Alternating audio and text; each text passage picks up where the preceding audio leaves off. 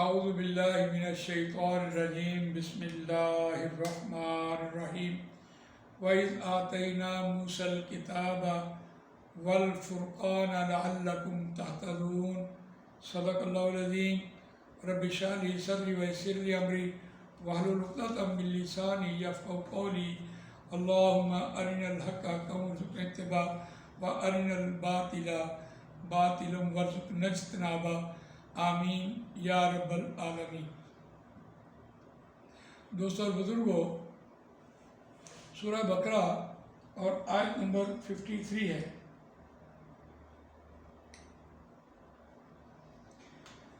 ربان ترجمہ سنیے، وَإِذْ آتَيْنَا مُوسَى الْكِتَابَ وَالْفُرْقَانَ لَعَلَّكُمْ تَهْتَدُونَ، اور وہ وقت یاد کرو جب ہم نے دی موسیٰ علیہ السلام کو کتاب اور فرقان، حق اور باطل میں تمیز کرنے والی۔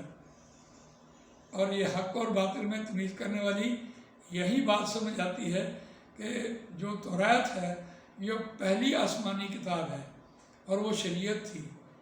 شریعت ہی حق اور باطل کو جدا کرنے والی ہوتی ہے۔ لعلکم تہتدون، شاید کہ تم راہ پالو۔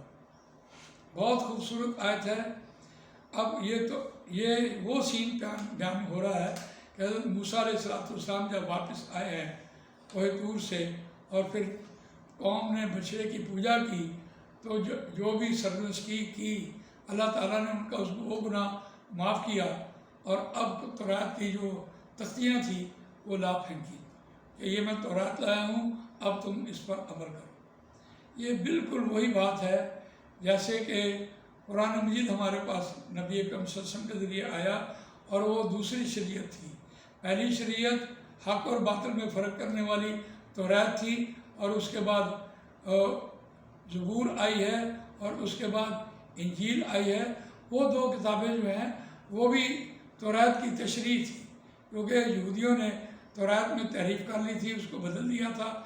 ہم نے ابھی آپ کے سامنے ایک آیت پڑھی تھی، فَبَدَّلَ الَّذِينَ ظَلَمُوا قَوْلًا غَيْرَ الَّذِي یا فَوَيْلٌ لِلَّذِينَ يَكْتُبُونَ الْكِتَابَ بِأَيْدِيهِمْ ثُمَّ يَقُولُونَ هَذَا مِنْ عِنْدِ اللَّهِ لِيَشْتَرُوا بِهِ ثَمَنًا قَلِيلًا۔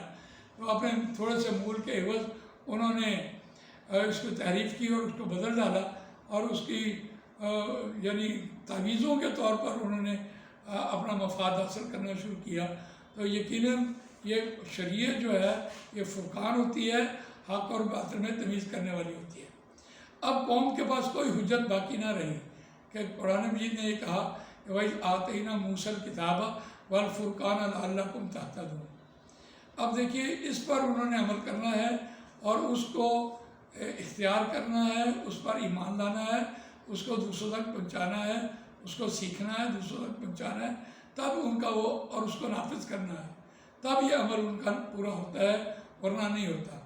تو بہرحال اس کی تشبیہ اگر آج ہم دیکھیں تو یقیناً جب امت مسلمہ کی تشکیل ہو رہی تھی اور امت مسلمہ کو کھڑا کیا جا رہا تھا، تو یقیناً یہ ہجرت کے بعد مدنی دور تھا، اور مدنی دور میں بھی امت مسلمہ کے لیے جو قرآن مجید نے آیات بیان کی ہیں وہ ہے دوسرا پارہ ہے، اور دوسرا رکوع وہاں سے شروع ہوتا ہے۔ لیکن آگے آیت آئی ہے وَمِنْ حَيْثُ خَرَجْتَ فَوَلِّ وَجْهَكَ شَطْرَ الْمَسْجِدِ الْحَرَامِ وَحَيْثُ مَا كُنْتُمْ فَوَلُّوا وُجُوهَكُمْ شَطْرَهُ لِئَلَّا يَكُونَ لِلنَّاسِ عَلَيْكُمْ حُجَّةٌ ہاں إِلَّا الَّذِينَ ظَلَمُوا مِنْهُمْ فَلَا تَخْشَوْهُمْ وَاخْشَوْنِي وَلِأُتِمَّ نِعْمَتِي عَلَيْكُمْ وَلَعَلَّكُمْ تَهْتَدُونَ۔ وہاں بھی دیکھیے لَعَلَّكُمْ تَهْتَدُونَ ہے، اور یہاں بھی لَعَلَّكُمْ تَهْتَدُونَ ہے۔ شاید کہ تم اس حق اور باطل میں تمیز کرنے والی کتاب سے راہ پالو۔ اگر آپ اس کا مفہوم دیکھیں، وَمِنْ حَيْثُ خَرَجْتَ، اور اے نبی صلی اللہ علیہ وسلم آپ جہاں سے نکلے، وَمِنْ حَيْثُ خَرَجْتَ فَوَلِّ وَجْهَكَ شَطْرَ الْمَسْجِدِ الْحَرَامِ، اسی کی جانب آپ نے منہ کر کے اپنا نماز ادا کرنی ہے۔ یقیناً اس دور میں تو یہ بڑی مشکل کام تھی، بڑا مشکل کام تھا، لیکن آج کے دور میں چونکہ تحویل قبلہ ہو چکا اور خانہ کعبہ میں فتح مکہ بھی ہو چکی، اب ہمارے لیے کام کو سمجھنا مشکل نہیں ہے۔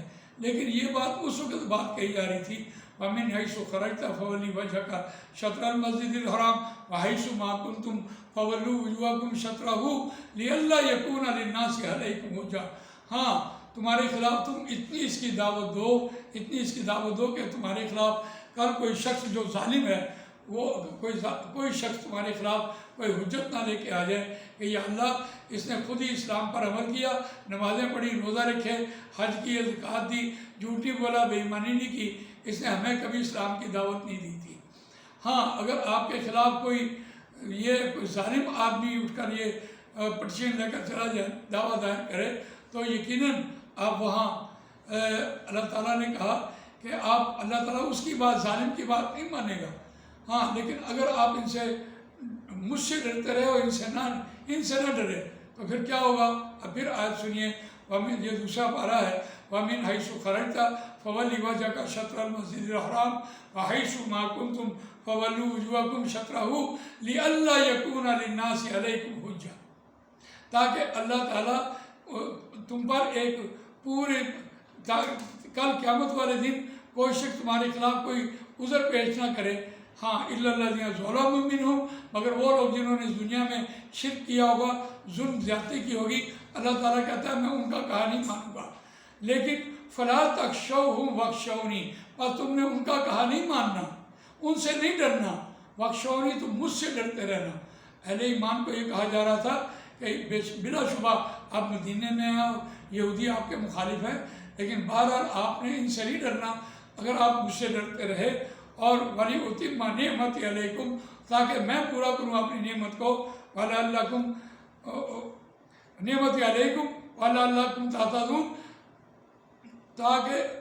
تاکہ آنے والے لوگ اپنی نعمت کو پورا کروں، تاکہ آنے والے لوگ یہ سسٹم کو نافذ کریں اور فتح مکہ ہو جائے اور نظام نافذ ہو جائے، تاکہ آنے والے لوگ سارے کے سارے اس نظام سے رہنمائی لیں۔ اب دیکھیے شریعت کی بات ہو رہی تھی، وَإِذْ آتَيْنَا مُوسَى الْكِتَابَ وَالْفُرْقَانَ لَعَلَّكُمْ تَهْتَدُونَ، اب اس کے بعد ان کی حجت ختم ہو گئی۔ اسی طرح آج قرآن مجید نے دوسرے پارے میں جب امت محمد علیہ السلام محمد صلی اللہ علیہ وسلم کی امت بنی اور اس کی تربیت ہوئی اور اس کو تشکیل دی گئی، تو کہا یہ کہ اس وقت تو یہ نظام نافذ ہو گیا، اور تاکہ آنے والی دنیا جو ہے اس نظام سے فائدہ اٹھا کر اس کو اختیار کرے اور اس کو نافذ کرے۔ اس اعتبار سے اب دیکھیے حجت قائم ہو گئی، اور بنی اسرائیل کے لیے بھی وہاں ہوئی تھی اور امت محمد کے لیے بھی یہاں ہوئی ہے، ساتھ ساتھ یہ بات چلتی رہے گی۔ جزاک اللہ خیر، اتنا ہی ہم اتفاق کرتے ہیں۔ اللہ تعالیٰ مجھے آپ کو قرآن مجید پڑھنے، سمجھنے، اس پر عمل کرنے، اس کو دوسروں تک پہنچانے کی توفیق نازمائے۔ جزاک اللہ خیر۔ سبحانک اللہم و بحمدک، نشہد ان لا الہ الا انت، نستغفرک ونتوب الیک۔